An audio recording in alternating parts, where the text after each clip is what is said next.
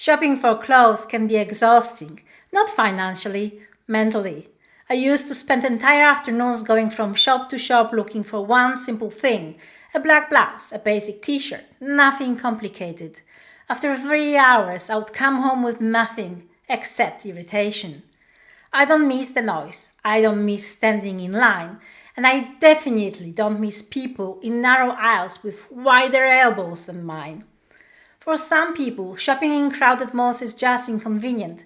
For others, especially if you're sensitive to noise, lights and constant movement, it's genuinely draining. I'm one of those people. So over time, I moved almost entirely to online shopping, not because it's perfect, it isn't, but because at least I can sit quietly, compare things properly, check fabrics, check measurements and make decisions without background music, queue pressure or someone bumping into me. Online shopping did not remove all problems, it just replaced chaos with information. And that difference matters. So in this episode, I want to walk you through what actually matters when you buy clothes online, so you don't end up overwhelmed, over-ordering, or returning half of it. Welcome back if you're returning to my channel, and welcome to all new viewers. My name is Joanna and this is WebshopSavvy. When you buy clothes online, you can't touch them, try them on, or feel the fabric. That means the presentation becomes extremely important. A good clothing webshop should show the garment clearly, from the front, from the back, from the side, ideally with zoom, on the model, even better with a short video where the model moves naturally. What doesn't help is when the model is sitting on the floor squatting, bending sideways or hiding half of the garment in a dramatic pose. That may look artistic, but it's not practical for shopping. You're not buying art, you're buying a piece of clothing. If you cannot see the cut, the length and how it falls on the body, you're guessing, and guessing usually ends in returns. The better the presentation, the lower the chance of disappointment. The second thing that matters is the product description. Sizes are standardized in theory. In reality, they're not. I usually wear the size large. I have also bought extra small that was far too big for me. That tells you everything. If you already know the brand, sizing becomes easier. But if it's a new brand, you should not rely only on the standard sizing. Always look for measurements, length, chest width, sleeve length. These details matter. And then there is a famous one size. What the heck is one size? I once asked customer service what the dimensions of a one size garment were. The answer I received was, it's one size. That's not any information, even one size has measurements.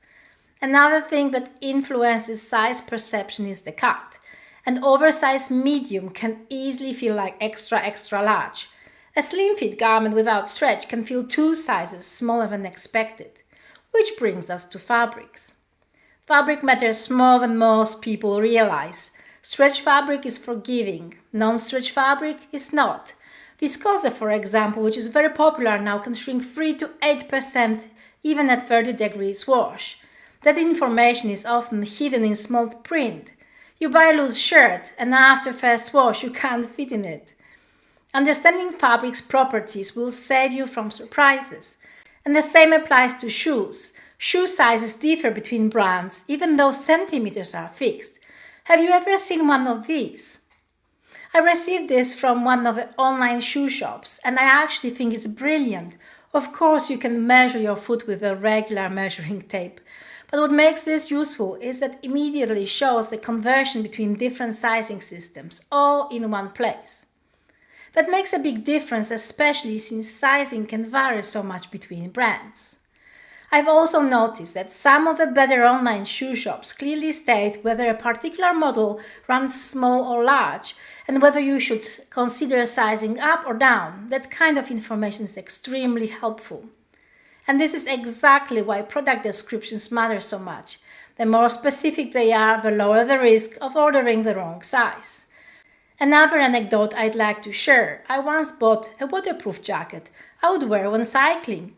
It was described as waterproof. When I received it, I checked the label. No mention of waterproof. I checked the brand website. Nothing. I even wrote to the producer. No answer. Water resistant is not waterproof when you cycle for 45 minutes in Danish rain. I returned it. Description is not decoration, it is essential information. One of the biggest advantages of online shopping is filtering. If you know you only wear black and white tops of a certain length, use filters. There is no reason you scroll through 200 crop tops if you never wear them. I also like to sort by newest arrivals or limit to recent deliveries, so I do not see the same products repeatedly. However, even large platforms still struggle with precise filters, for example normal length. That can mean anything from slightly cropped to almost knee length. That definition is very flexible. I also seen pregnancy clothing mixed into plus size filters, which is not ideal for anyone. It offends both sides. Filtering is powerful, but it's not perfect. You still need awareness.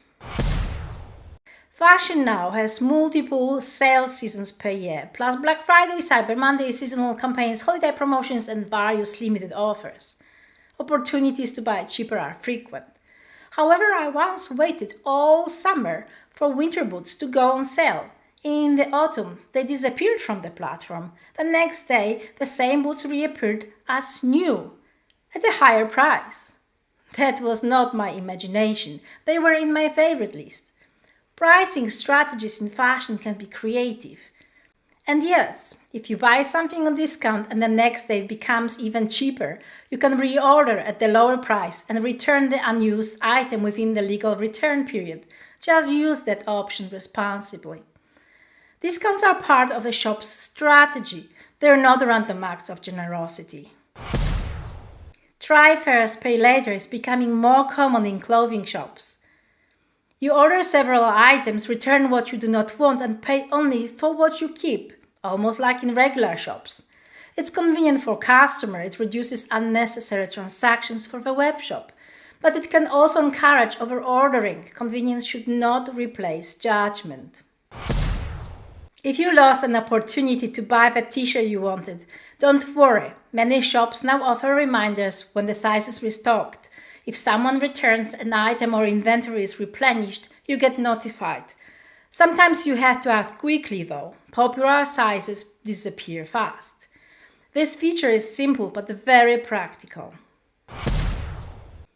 Membership programs can be beneficial. Early access to sales, free shipping, additional discounts, VIP sales, special treatment.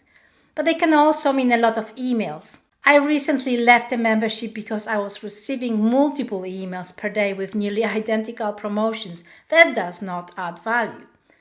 If membership is free and benefits are real, it can be worth it. Just make sure you control the communication settings. Have you heard about visual search or lens, as called in some platforms? Visual search in fashion lets you use a photo or screenshots as a search query so the system can find the same or similar garments. This feature is becoming a standard shopping feature across big platforms. I haven't seen it yet, and although some sources claim it's been available on Zalando, I don't see this option on in Denmark. But I'm looking forward to trying it. Have you tried it? Share your experience in comments below. It could be extremely helpful if you see something you like but do not know the brand. It's also another reminder that technology in online shopping is moving fast. So what does all this mean? Buying clothes online is not random, it works well if you approach it thoughtfully. Look carefully at presentation, read descriptions properly, understand fabrics, use filters intelligently, be realistic about discounts, and use convenience features without letting them control you. Online shopping is not automatically easier, but it gives you tools. If you use them properly, it can be more efficient and far less exhausting than physical shopping. If you like this episode, please like, subscribe, comment and share so other viewers can benefit from it too. I would also love to hear your experiences with buying clothes online. What frustrates you the most? What works well for you? I will see you in the next episode. Until then, stay warm, take care of yourself and read the labels before you wash anything. See you.